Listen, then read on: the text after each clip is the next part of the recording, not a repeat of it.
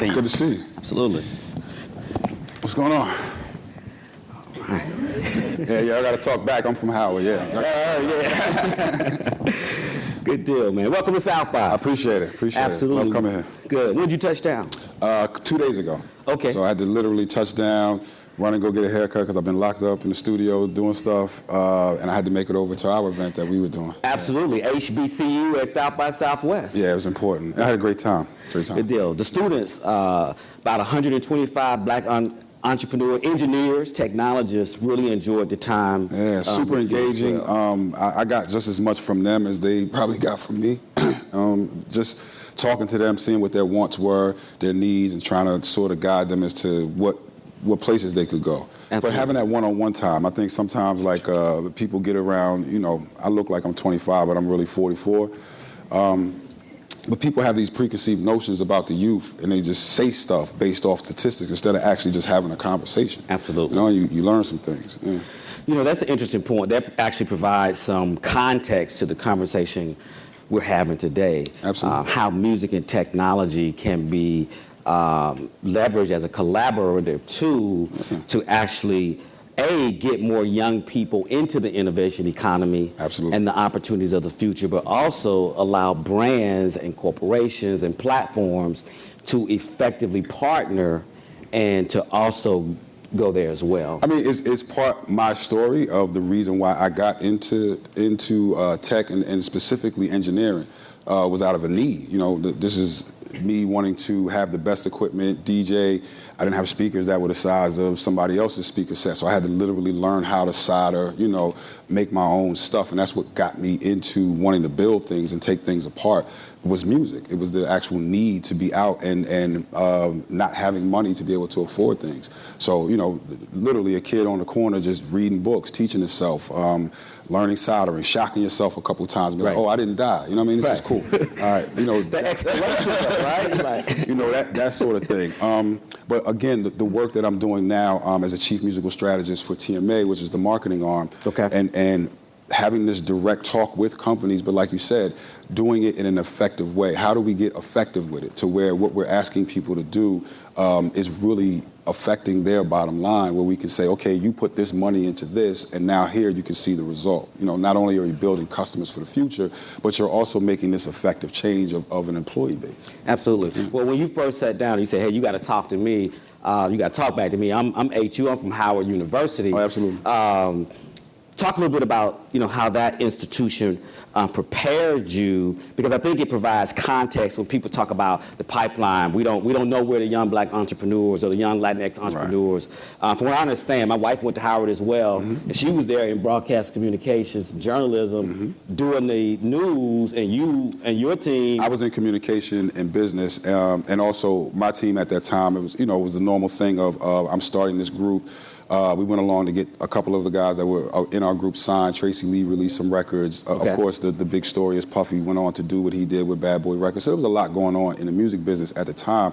But to answer your question, I think the mentality is that once we come to that wall, we never say, oh, I'm not going to get through the wall. It's just how am I going to get through the wall? And you really learn community. If I come to that wall, I'm going to call a couple friends and I'll be like, you go down this way, you go down this way, you go get the dynamite, you go get the shovels, but somehow we're going to get through the other side of the wall. Yeah, we're going to hack through this wall. And I think that mentality is what drives us and what allows us to say we're just not going to stop and figuring out the problem. That's really an engineer, and I mean from any perspective, figuring out that problem. I don't care what type of engineer you are, you perk up when there's a problem. If it takes us this long to walk down this way and get around the river, somebody said, okay, we should be going this way, let's build a bridge. A simple concept like that, changing lives, like that changes everything. So the engineer is about problem solving. That's key. So, I own a co-own a tech hub venture fund back home in Atlanta, and we're always looking for those entrepreneurs that are solving the toughest problems. Right. Absolutely. My partner, Paul Jarrett, says if I can hack it in a weekend, it's probably not a tough part. It's not. If I can get 3 or 4 guys and we can figure it out in a month, but if this is something that it may take us 6 months, right? It may take us a year to work on this problem, but if we can solve that, and in your industry, in tech, in the convergence as well, everyone's looking for that unfair advantage, right? What's the differentiator or what have you? And what people of color in America in particular, but around the world have, is that perseverance, that grit, right? How to thrive when we are in survival mode. Imagine being able to put that on the team at a label or in a tech company. I mean, you told the story about your time at Def Jam, right? During the emergence of iTunes. So how has technology continued to merge with music, and what does it teach us about adapting to the marketplace? That's a great question. Because I come from that era of, I think we had the wrong mindset. I think we, as a music community, thought we were selling a piece of plastic or a piece of vinyl. And we didn't really understand that we were selling the intellectual property that comes through a medium of the plastic and the vinyl. So when record sales drop and MP3s come out, and this is a natural change that just happens in business, something new came out that knocks out all of it. Just think about it. Somebody's business was to sell cassette tapes. And then eventually that gets knocked out by CDs. It was somebody's business to sell 8-tracks. And some of the young people probably like, what is an 8-track? But that was somebody's whole business, factory setup and everything. One innovation comes out and knocks that whole thing out. If you don't know how to innovate in the move, but to actually see what you're selling, I think we missed that point. Because when downloading first came out, we fought it. And we spent a lot of money with lawyers on Napster, fighting Napster, instead of doing what every tech company does. If a pirate comes and shows you that hole, you buy them.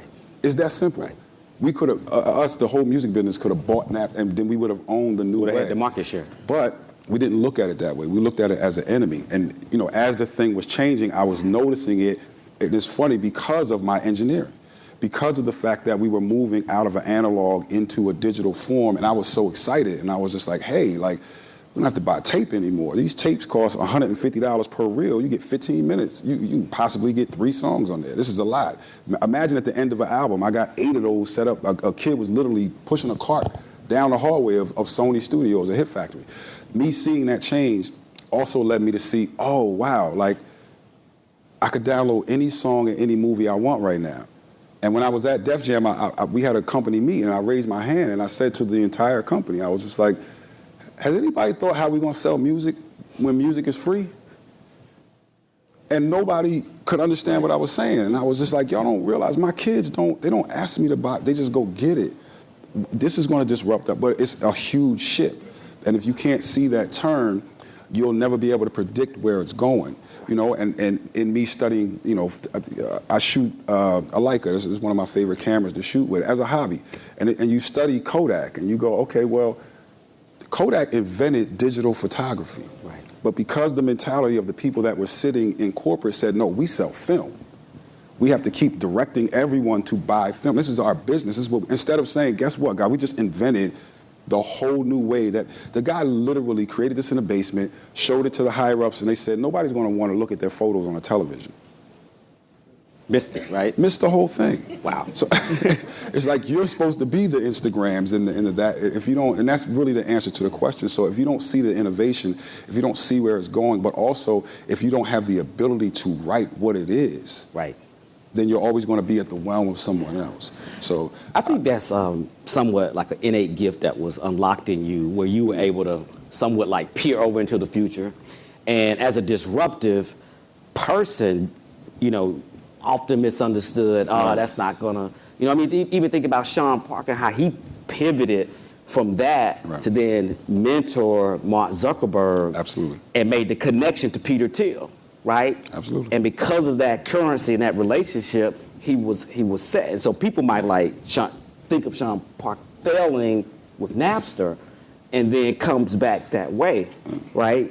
And I think, which leads me to the next question, as young people who may deal with confidence, self-confidence issues and failure, pattern matching that happens even in music and tech.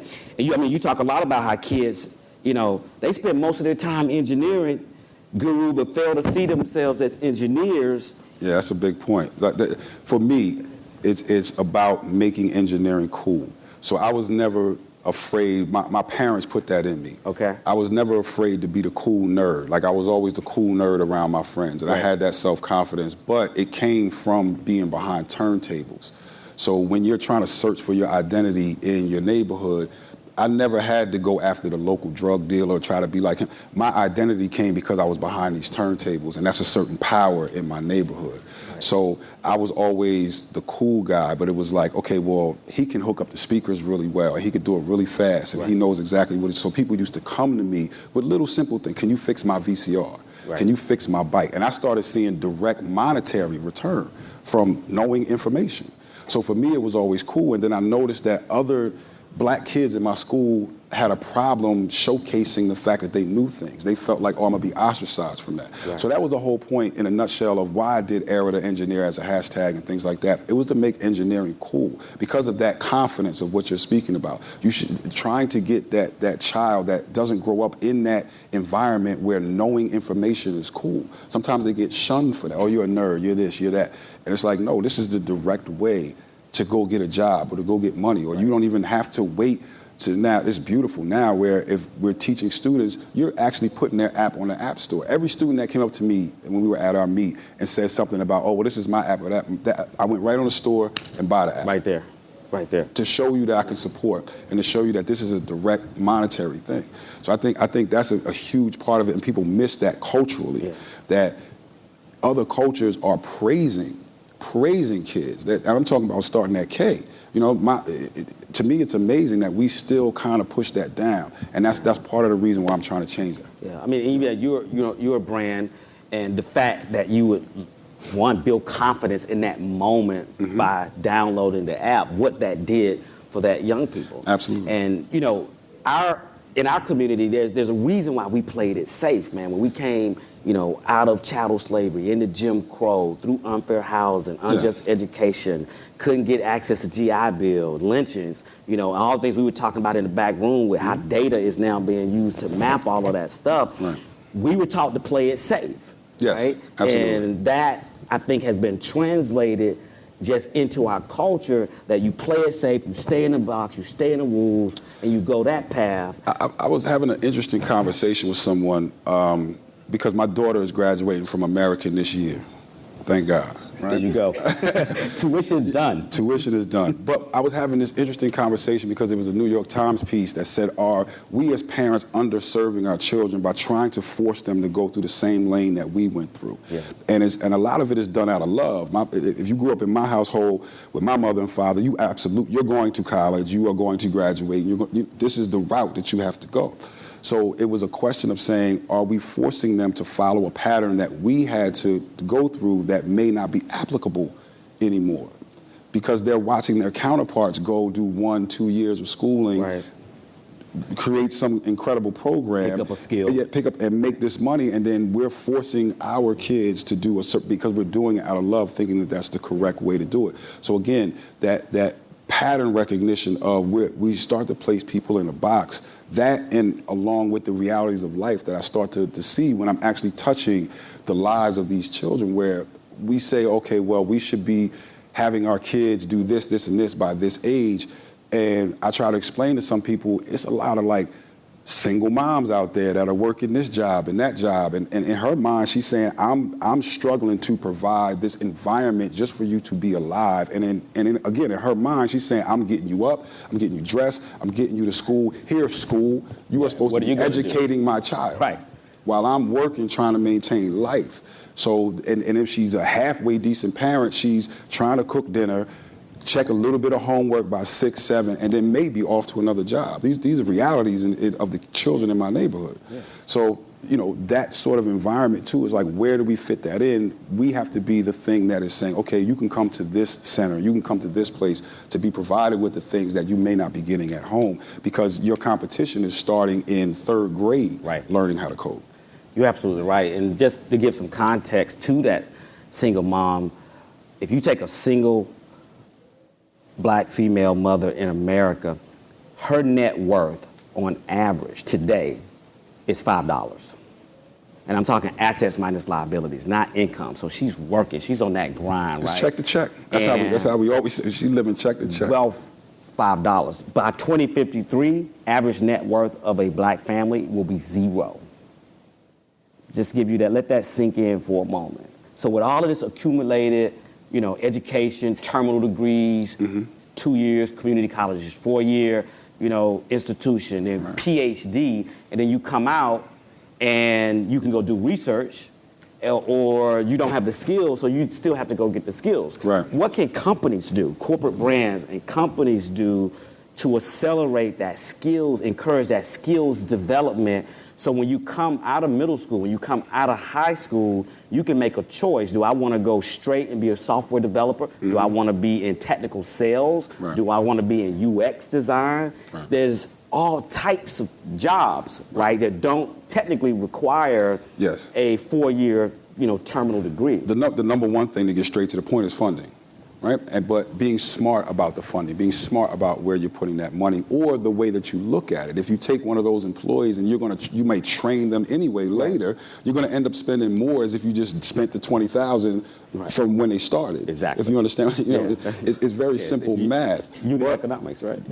That along with when you're looking for a recruitment staff, if you have been training someone since the get-go, then you have a bigger staff of people or a bigger pool of people that you can choose from. So it's not just about the monetary. It is the monetary, but it's about where you place that monetary. And then those corporations are going to see a return. But it also is going to give you, and not just for the look of it, and just to say, oh, we did this philanthropy work, and it's like, oh, no, you really are gaining customers because of what you're doing. People, again, in the business that I work with TMA, if we tell our companies all the time, if you are not about cause for this generation, if they don't believe in you, if they can't say that this is something that I'm taking a part of because of this, and this, then you're going to miss out. Everything has to have a purpose with it now. Yeah. Right. And I think we're in an interesting climate, with these type of initiatives, because we hear about a lot of STEAM and STEM initiatives. And I don't even think people outside of this community really understand what that is. And I love the fact that what has traditionally been STEM is now STEAM. Absolutely. Because we have to add the arts part. The science, technology, the engineering, the math, that's great, but also arts is the way of learning. Well, that's where that now more and more we see the blurred lines. Yes. It's been magnified, but it's always been there, right? Right. I mean, but a child may not understand if he's sitting at home trying to figure out this program, and he wants his whole idea is, how do I record music? Right. I want to be hot. Well, it's just like the NBA. 90% of the people, they're not going to make it. Right. You're not going to have the hit record. This is the reality for a lot of our kids that are dreaming this. But he or she does not realize that once they've sat there and made this song, you're engineering. You're recording. Right. You're dealing with the program. You might be calling and saying, okay, I don't like this. I like this about it. Let me try this one. Let me figure out what. Now, imagine if you can write your own program, which is part of what we do with the Ear Sketch program at Georgia Tech. But it's like, imagine if you can write your own. You don't have to call and say, I wish in the next update y'all would put this. You can do your own. It's open source. Yeah. You're ready to do it. You can do everything you need to do. So just getting a child to recognize that, and then once you have them in the door, then you say, okay, here's the plethora of jobs that could come about because that you're interested in this thing. So they don't even know that this job is there. And it's like, oh, this is kind of cool. I can make this cool for me and have fun and do the thing that I tell people all the time. I don't really work. I wake up every day and do the thing that I used to pay to do. I would DJ, I would do all this other stuff just to be able to pay to go in the studio because that was my love. Right. So once you find that love, that's the key. My father always said that's the key to life. Just what do you want to do? If you had all the money in the world, what would you wake up and do every day? Right. And I would make music. So, okay, figure out a way to get paid to make music. It's that simple. Like, go for the love of the thing that you really love, and then you're going to be doing problem solving is going to become fun. It irks me when I can't figure out a problem. That's the real mind of an engineer. You said something like, if money wasn't an issue, what would I do that I love or even felt called to? Napoleon Hill talks about it. He calls it definitive purpose. Absolutely. Like, why was I created? Like, why did I survive? Like, why wasn't I aborted? Right? Why was I allowed to come into this world and overcome those tough circumstances that got me to this moment? And now I'm interested in going down that path. It's like, okay, I want to be in tech. I want to be in corporate culture or what have you. And there's been a lot of conversation about the pipeline. I think there's a lot of pipeline myth stuff going on. I see it more as a funnel. Right. And I think companies just need to suck it up, get rid of some of these old rules. You got to have a degree, right? If you don't pass my programming test, right? It's like, okay, companies now are which saying, is a major part of it. We can't skip over that. The test part is one of the biggest things that bothers me, but there's still a lot that needs to be done with the research on that. Yeah. But that part of it is what really bothers me, that there's this one thing that says, okay, well, if you don't pass this, then you're out. That's it. Yeah. So it's trying to, in my mind, trying to fill this chasing the tail thing of saying, oh, well, we don't have enough people that can do this, but then yet we don't want to I don't have time enough. I got to figure out this problem right now, so I don't have time to go train them. Right. So it's like, how do you expect to get that many people if you never do that? Sure. So, okay, let me not complain about it. That's what the purpose of what I'm doing is to say, okay, let's look at it from a holistic standpoint. I'm looking at it 5, 10, 15, 20 years, which is no time whatsoever. Right. But how do you train that next generation so that they do have that skill, so that they do start extremely early, so that they're used to the culture, so that they're already having the conversations? And that's how, for me, I was able to see what's going to happen in music from a tech standpoint, because that's already my space. I'm already in with all the engineers. We talk about this every day. Hey, there's this new thing. I'm telling people, I'm recording in the computer. Back then, I was like, hey, guess what? I'm getting $75 an hour to press the space button and the Apple key.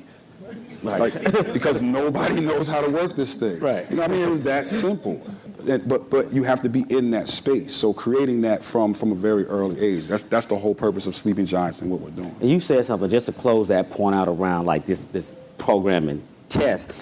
I think the reality of it is companies aren't built to be social clubs. Who cares if I feel like having a beer with you? Right. Or if I like, you come, you do your work, we work together, and then we do that stuff outside the company. I think a lot of that socialization has been brought into the corporate culture, and sometimes that drives creatives out, right? That hierarchical, patriarchal type of society where I gotta wait. Some of the most amazing startup founders basically were frustrated for being not even told no, but not even being listened to. Like, I got an idea. Oh, forget that. Right. And so, how do you see the corporate cultures evolving for creativity and technology to exist? How do corporations foster that outside of like, oh, we got an amazing culture because we booked Guru to do the annual party? Right. What happens on a daily basis? Is you have to really analyze what culture is and what you're doing. And again, some of the people in the room may be too young to remember, those people were rebelling against this culture of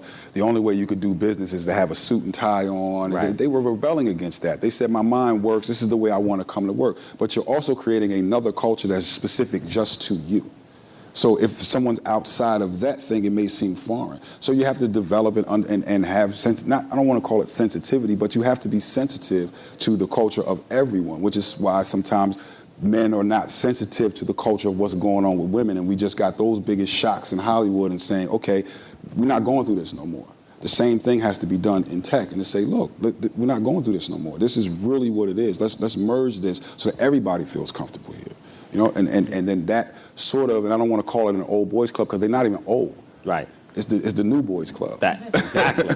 They haven't even hit 40, right? But they've adopted these ideals that definitely seem like they're ancient. Right. And so if you're going to be innovative in business, be innovative all the way, not just in like, oh, I have a playground on my campus and you can, eat the greatest snacks on my campus. It's not just that. It's having that full culture of including everybody. And a lot of technology is solving a lot of problems, right? Some of the stuff is like, oh, that's neat, and then some of it's like, oh, I gotta have it. So there's this productization of everything. Everyone's trying to figure out how to automate it, how to productize it.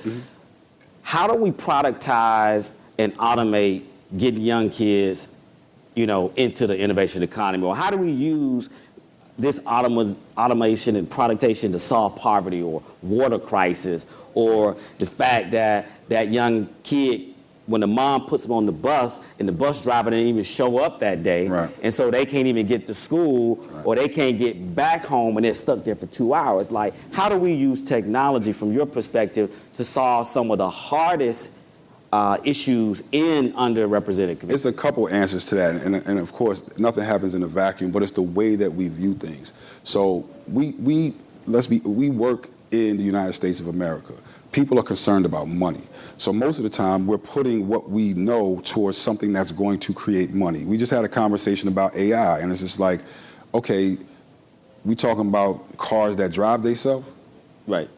That's the focus of what we're doing. Like we want the car that drive. Nobody's taking the AI and say you can solve the poverty problem with the AI. Right. You can solve this problem with the AI. We talking about cars. Right. Let's solve economic mobility. Yeah, Will that a little bit autonomous more car important. bring me to my job? It's a little bit more important. But again, I study like the history of Bell Labs in a place like that, and it gets you to this point of understanding where we are. And I mean from this standpoint, when Bell Labs was started or at its height, you have hundreds of thousands of PhDs working hundreds of thousands working all together. Some are doing this, but the whole point is to make a phone call from New York to San Francisco.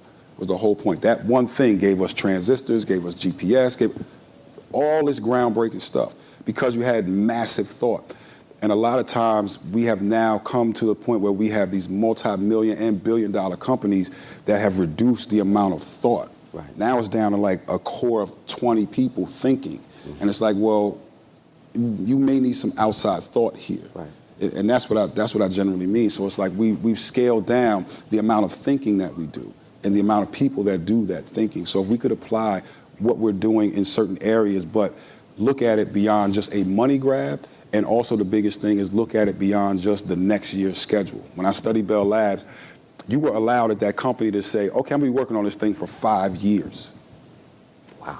I'm gonna work on this thing for 5 years, and it's gonna improve the way that the telephone works in this way. And guess what? Here's all the residuals of the things that we figured out in trying to work on this thing for 5 years. Right. You know, it's an incredible story of when your boss allows you to see the long-term goal of how that's gonna affect the company. And then thus you have the company that it is today. If they were just thinking, how do I reduce this for next, I just need this on the books for next, it's like you're gonna get short-term thinking. You gotta have somebody thinking macro. And then those years will reduce in terms of where you're going to go. This is that's an interesting point. We pose an interesting question to you.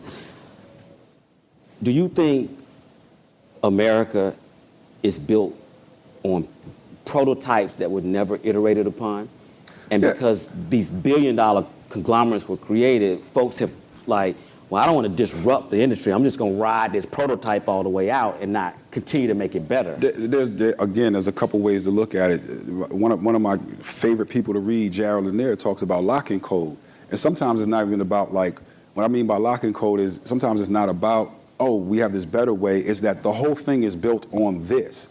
So once I start building these many businesses based off of this, we're locked into this thing. Right. This can't change. Right. When this could have been, yeah, it works. It's the scene in Wakanda where he's like, why are you in here tinkering with this thing? And she says, just because it worked don't mean I can't make it better. Exactly.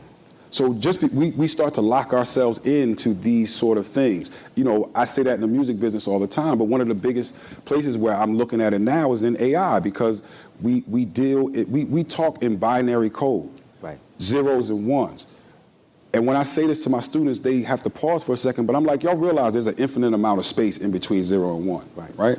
I could always chop that in half. I can go to 0.5, I can go to 0.2. We're talking about resolution. How in music we call that quantization because you're always moving something over. But there's an infinite amount of space between 0 and 1. You as a human being, when your mind works, it don't work in blocks. Right. It's working in light, which is continuous. Right. There is no space in between that 0 and 1. Right. So if you're talking about trying to emulate this, but you have this infinite amount of space, it's never going to be as fast as us. Right. Time limits us. Right. You understand what I mean? Yeah. So it's the concept of building on this one thing. So I don't know if it's always that the person just doesn't want to move out. It's like, okay, in order for this thing to work, I have to build it on top of this, and this foundation could be a little bit better. But that takes years to do if you're going to say, I'm going to create a new foundation of the way that I program or the way that I look at this or the type of material that I use or replacing this sort of thing, or I'm getting us off of burning fossil fuel, so I'm going to do this sort of thing to you know, that's kind of ridiculous to me that we still burn fossil fuel for energy and we have the sun. It's just like, come on, really? Right. Well, if you even look at the continent of Africa and how they didn't have the telephone infrastructure that we had, and so they went straight to mobile. Yeah. And so they got mobile banking, mobile credit. Absolutely. And so Which, by the way, is the next, Sub-Saharan Africa is the next place that if somebody can figure out exactly how to make, what my scholarship that's in South Africa, I do an engineering scholarship. So I didn't want to just go there and take pictures and be like, oh, woe is me. So I have a scholarship out there. And as I'm walking through Langa, which is one of the worst places in South Africa, people don't have running water. Right. They all have a cell phone. Right. They'll climb up a tree, tie the satellite to the tallest tree. Everybody has and they're the greatest at like repurposing. I've never seen somebody take the old cell phone, break it down. I need this part from this one. He found 5 different ones, and now he just made a cell phone. Oh yeah, they're the experts at that. Don't have water. And that talent isn't even being harnessed because we're looking at that person through the lens of lack. Yes.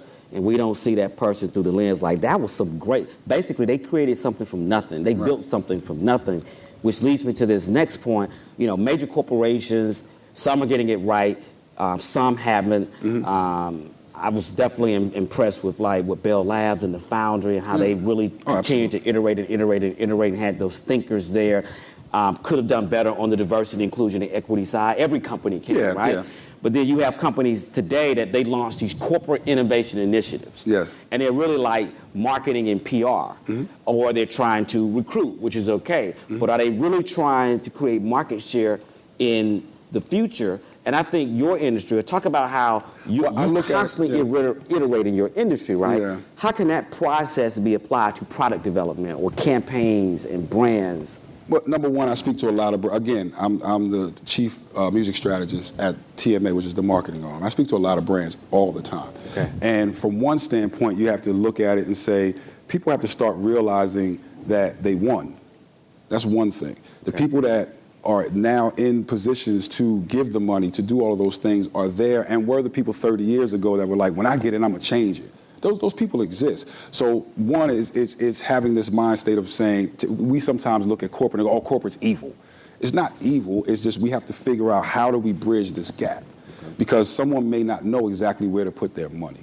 That's the biggest thing. So that's exactly what I try to do and say, oh, if you leverage, not only from saying something as simple as this person's hot, you need to leverage this person. Chance the Rapper is hot, get him to do the commercial. You need to use this music. It's also about strategy, about now that I'm looking to do that, and I want, and you've created the program so that it's not just lip service. This is the effective way to put it in this community, which may be different in Miami than it is in Chicago, than it is in Sandusky, Ohio, than it is in Wilmington, Delaware. Right? Analyzing that, but the main thing is talking directly to the people that you're trying to service. And I don't think there's enough of that going on. So being that bridge of somebody who's actually in the barbershop, who's having those conversations, who's actually coming to events, talking to kids, realizing what their dreams are, what their wants are, what their needs are, sometimes gets lost because of age. And again, having children and noticing their patterns of, like I said, my kids never have asked me to buy them music. Ever. That struck me. My daughter, in fact, was like, well, why do they still press these CDs up? This is a waste of plastic. It's destroying the planet. You know, like, we don't do that. My son watches music on YouTube. That's the way they consume it. So that started affecting the way that I view what I do, because I'm like, this is my job to sell music to people. So what do I do? And then at certain points, I pivoted to understand that now the artist itself is the product.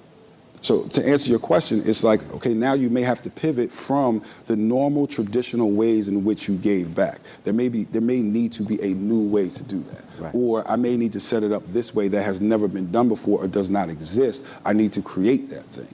And that's, again, that's where I'm trying to come in, to look at it from both sides and say, okay, how do I realistically bridge this gap with no bias, with no malice towards one or the other, and saying, how do I look here and say, yes, here's a company that we're asking, and you have to remember, companies exist. They have to pay the light bill. They got to pay health care. Yes, you need to make money. I'm not against making money. And in fact, I want you to make more money so that we can enhance the lives of people. That point is interesting right there. So when you talk about your kids, I think about my kids, just all the kids. We're consuming the creativity. We're consuming the technology. I mean, just at mass. And if you look at it, you know, growing up, like if you got an hour TV in a day, you was like doing it. And then like on that Friday, you know, watch wrestling all night to the next morning. And now it's like, it's totally just, it's consuming. how can we start and how can companies and brands embed with strategy, but in the products, to turn this generation into a nation of producers? Right. I noticed in Black Panther, right? It's like if you look at it from the lens of everyone seemed to be thriving, there was no lack. Right.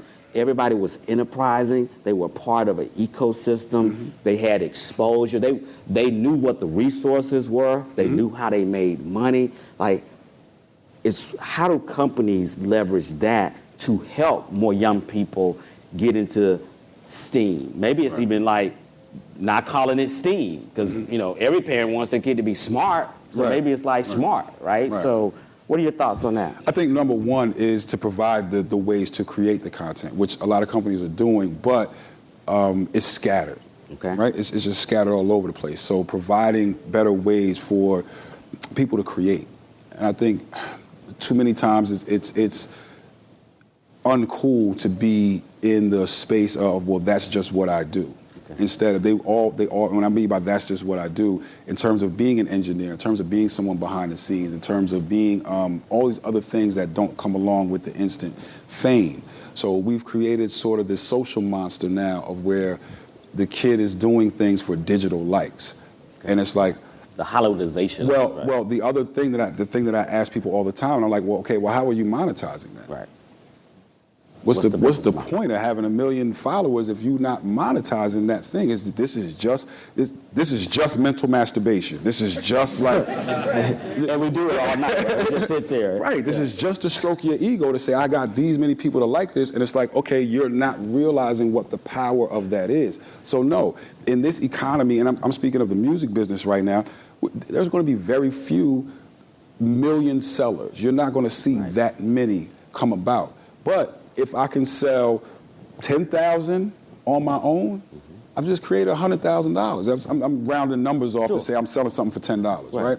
But let's say I just do that. I sell 10,000 for $10. I've created. You're looking at your teacher like, how much did you make this year? Right. You understand what I mean? That's the part of it that's not being told, or the part of it where it may not be that famous, but how do you engage the fame that you do have? How active are your followers or friends? Are they really, and that's what we used to say, people say, oh, I have all these fans. I say, no, a fan is somebody that purchases your music. Right, a customer. That's a fan. Right.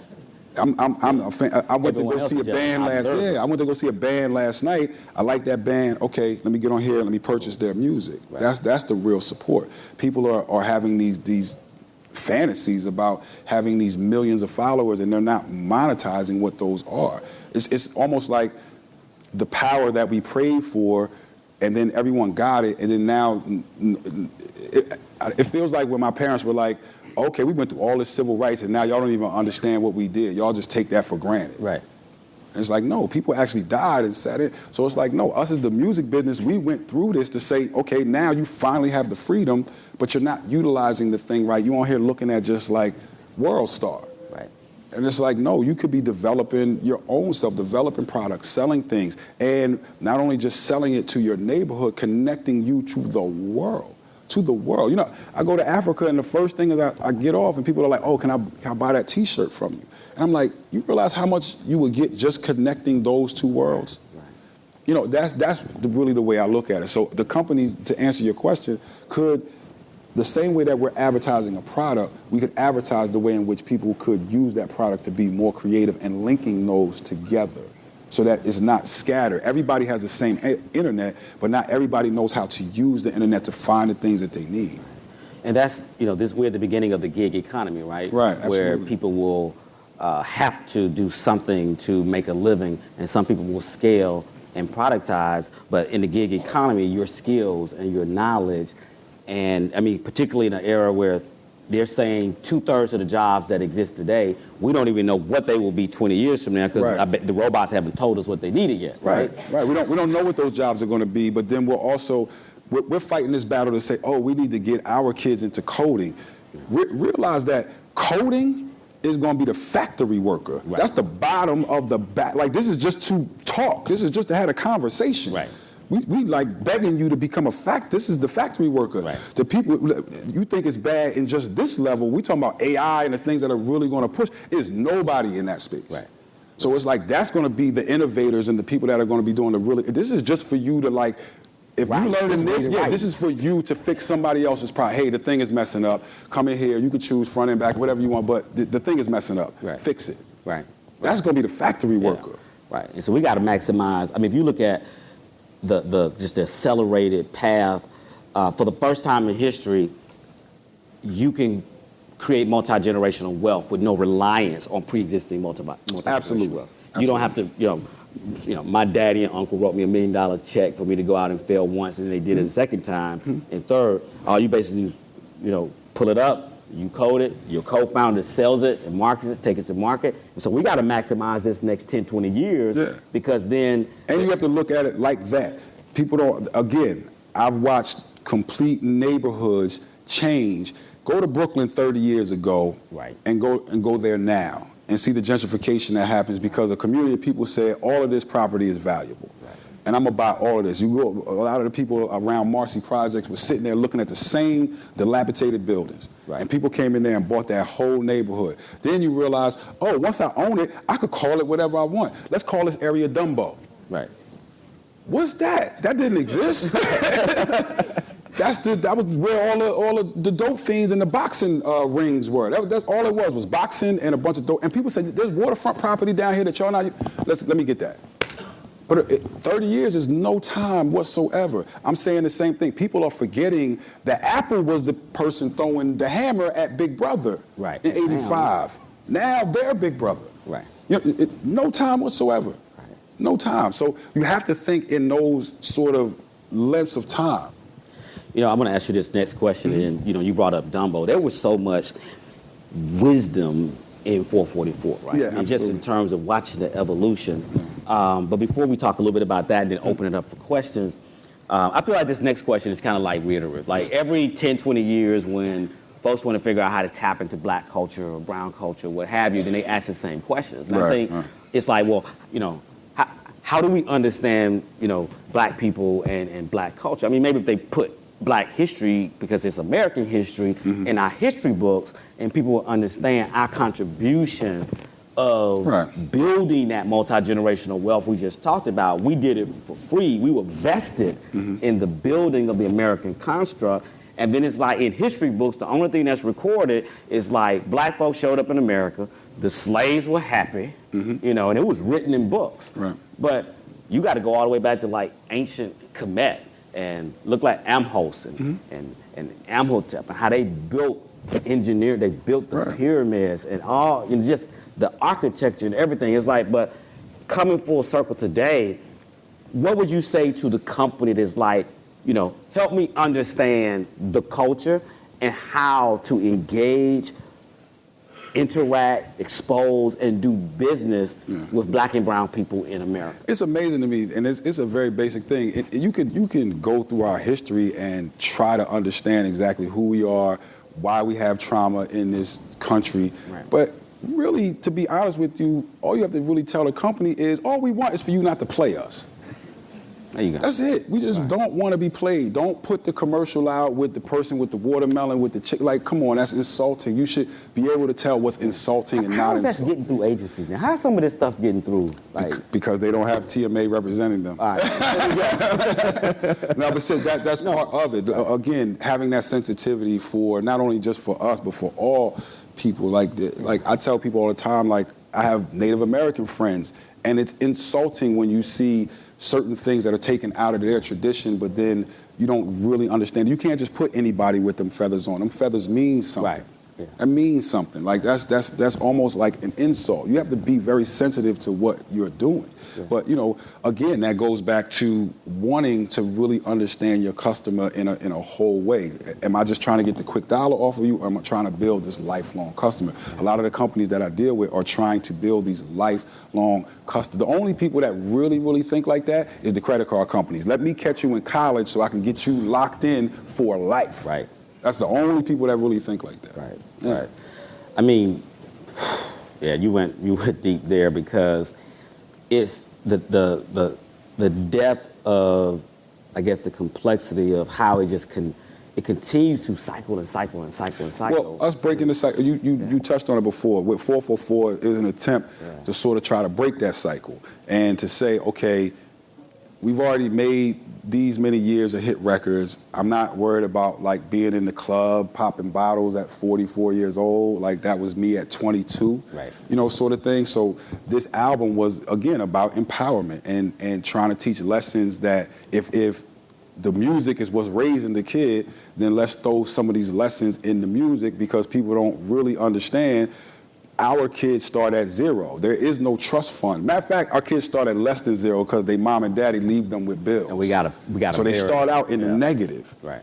And it's like, okay, I don't have that thing to build on. So here's how you build generational wealth. And a lot of the lessons that were in there are what. That's basically what it's about. How to build wealth and how to look at yourself from a different standpoint. You understand what I mean? Like what you do with your money. So that's why you have some of them lines in there that say, like, I should have bought the building in Dumbo. Right. That was stupid. I could have owned that building. Right. And I didn't. So, you know, as many nights as I was doing this and doing that, you don't realize that now me and my friends could have owned these things, or I'm not leaving anything to my children, let alone thinking about like generation after generation after generation. I mean, it was interesting when he, you know, Jay was saying, you know, I'm trying to get ninjas with no stripes to be official. Right. And the stripes now are, can you code? Can you build? Absolutely. Can you solve a problem? Absolutely. Can you persevere? Yes. Can you engineer? Right. Can you show up on time? Can you deal with people in the workplace that you don't like? Exactly. Can you, you know, like, or can you suck it up? Yeah. You know, and just because you don't feel like you fit into a culture, you're not there to be accepted. Right. Be accepted outside of the job. Just show up and do the work. And I think there's also a lot of like little mealy micing going on. Like, I want to feel so comfortable in my work environment. I like, okay, I get it, but like, go to work and then get the money and then go build a society within a society. Absolutely. That, I mean, part of that is generational too as well. There's this instant gratification that I tell my children all the time. Like, you have to put in time, you have to put in work, but that's the difference sometimes between city mentality and rural mentality. And I'm glad I had a chance to live both. Like, what I mean by that is when you grow up like in a rural place, you physically see what it means to work on the ground and to take time and to put something in the ground. And you're not going to get the fruit of that for another 6 months, a year, harvest. That physical thing is real versus when you live in a city mentality, the only thing that separates you from what you want is money. So the whole mentality becomes get money, instead of work and build. And I'm going to see the fruit of this later. You know, like people don't see the reason why to invest in a 4 or 5 year thing. And it's like that time is going to fly by, especially when you get out of college. It goes so much. I feel like I just graduated last year. And I turn around and my daughter's 21 years old. And I'm like, oh my God, where did the time go? But you got to invest. You got to invest in time. It's that mindset. It's like George Washington Carver planted a peanut, right? Waited for it to grow, and then harness hundreds of products from that one seed. Right, absolutely. Well, is there a microphone? We want to open it up for questions. We've got a little bit less than 10 minutes, and we'd like to get just your name, company, and the question. Who's got the microphone? Okay. I think it's in the back there. Okay, good. He's going to bring it around just organically.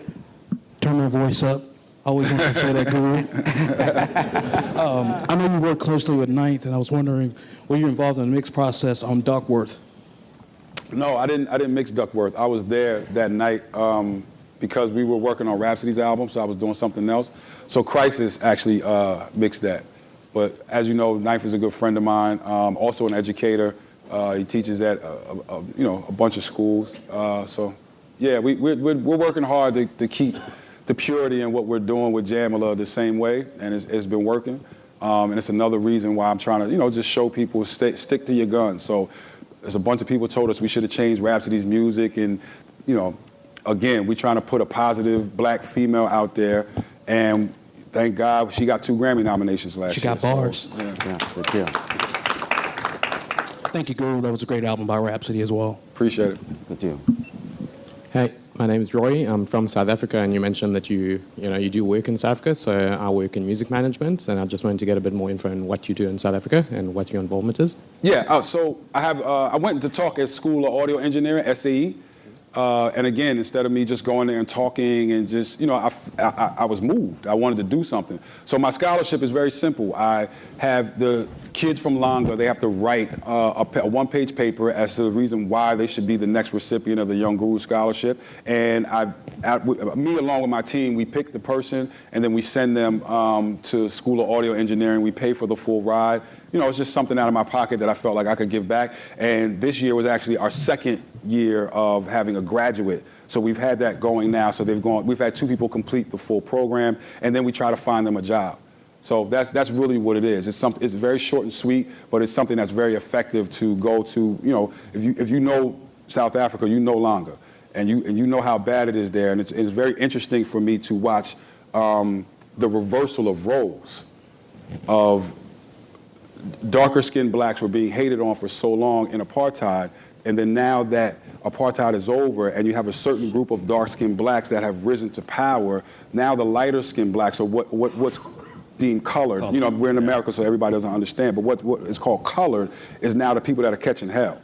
So you'll notice that the music, the hip-hop is switching. Those are the B-boys now, and those are the people that are producing the relative or content that is similar to what we had when we cared about it, the Public Enemies and those. That's coming out of that community now. So it's like me trying to take that and say, okay, let me do my part in helping with the engineering part of that. So it's just something that's completely in my lane, and that's exactly what I do. I can give you an email later, but that's the scholarship.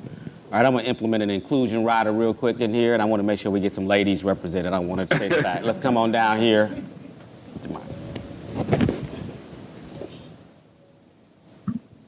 So my name is Brent Crockett, also known as B. Crockett, artist from Minnesota, Minneapolis. And a part of my journey has been youth work as well. Like, they kind of just went together for me, like young people who have inspired me for so long. So hearing you talk about these things with like access to recording and like just working in the tech period, I worked with a lot of young males, like specifically males of color, that are geniuses in like crypting and figuring out things, but they might not have had access to others that look like them that have turned what is considered as a negative a positive as far as tech goes. So I'm just wondering, like, because like you said, it doesn't take necessarily thousands or hundreds of dollars to get them access to things, because all my kids have Wi-Fi, so they get connected somehow. Mm-hmm. But just trying to figure out like how to implement programs like what you're talking about with STEAM into cities like Minneapolis that are like smaller and don't, all my kids can't come to South by Southwest or mm-hmm. can't go to some of these spaces, but how to create these spaces for young people so they can have access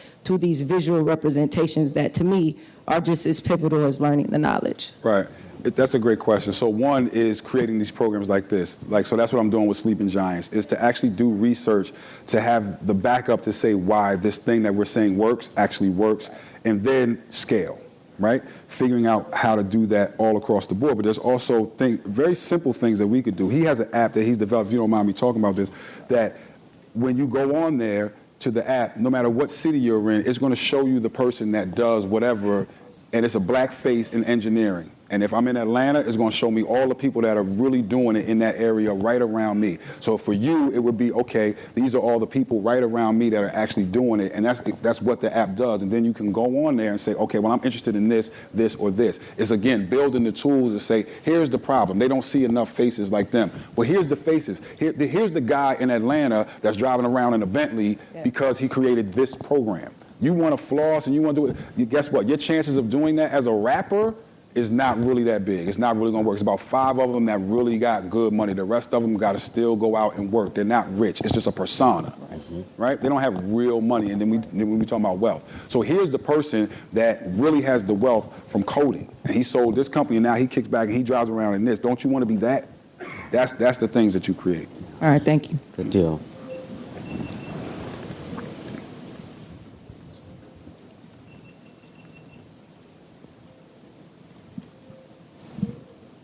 long walk for you. My name is Princess Mohacha. So I heard you said that you work on some initiatives in South Africa. As you know, Lagos, Nigeria is also a really big player there as well. This past Christmas, I went to Nigeria because I am from there. And Pepsi does a big event called Rhythm Unplug, where all of like the Nigerian artists all perform. And as you know, like a lot of young people, they're influenced by Wizkid, they're influenced by techno. So, I mean, a lot of them kind of aspire to be artists. However, as you just mentioned, like coding is something they actually should really look into. So I don't know if you know of a community called Yaba. I think Zuckerberg was actually there maybe last year. And as you know, by 2050, I believe it's projected that Nigeria will actually overtake the United States in being the most populous, country in the world. And majority of that being young people. So what initiatives are you working on, personally, if you don't mind sharing, in Nigeria as a whole, knowing that that opportunity is there? I don't have something specifically in Nigeria, but by the way, my children are Igbo, so I'm very familiar with everything that's going on over there. But and Techno is one of my guys. He's a really good guy. We do a lot of stuff together. But I don't have something specifically there. So when we launch this, the research part of it is being done in the United States, so that then again we can scale it and move it outside of the United States. But that's something that I think would be easy to do, and it's just the connection of building with the people that I already have in Nigeria. But I'm like well connected in Nigeria, so if there's programs that we should be addressing, I would be happy to hear like some suggestions. Yeah, absolutely. Is Ndela in Nigeria yet? Because Zuckerberg funded $24 million for Ndela to bring across the continent the top engineers and bring them to a safe space to develop. There's also, you may notice, a really growing black tech startup scene over there. And I think connecting those two and literally getting them skills at scale. That 1.2 million coding jobs in America, you're going to need millions over in Nigeria, and that 9.8 million cybersecurity jobs, you're going to need them there. So as Africans through exile or, came to America, they came to HBCUs, they got their strength together, they went back. The future is they're coming over to coding boot camps for 3 to 6 months, getting their skills up, and then going back as well. So you're going to see that new generational shift towards that accelerated education.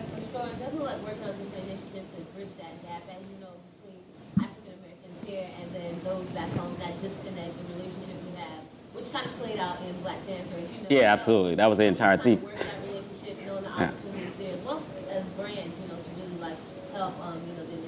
Yeah, it comes from the connection of just like this, of things that you see and say, hey, here's the need, and then connecting people, but also connecting the next generation and letting them see, like even your basic, like I'm selling a T-shirt or something like that, can be done if you're promoting to certain people and having that digital connect. Yeah. Good deal. Well, we're out of time, and let's give young Guru a hand. Very good.